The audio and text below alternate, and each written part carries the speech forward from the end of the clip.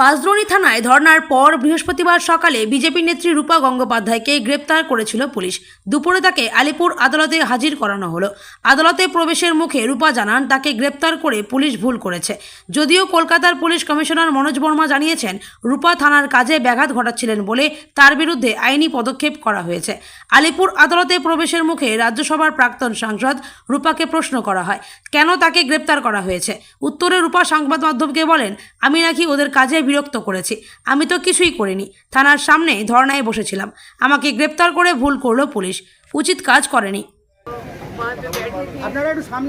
Madam ये लोग जो लोडर चला रहे थे उसको बस उन लोगों को একটু বাংলায় বলুন। डाले फोन किए हैं।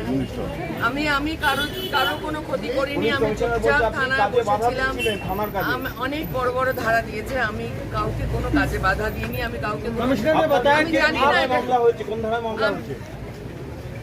জানি না বিনা কারণে এটা করা। What do you want to say? What do you want to say regarding this arrest?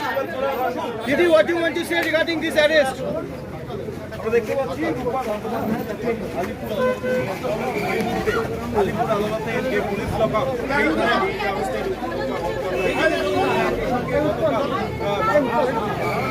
বিষয়টা ভালো করে নাও। সেই রূপী মণ্ডলকে একই সঙ্গে এই রূপী মণ্ডলকে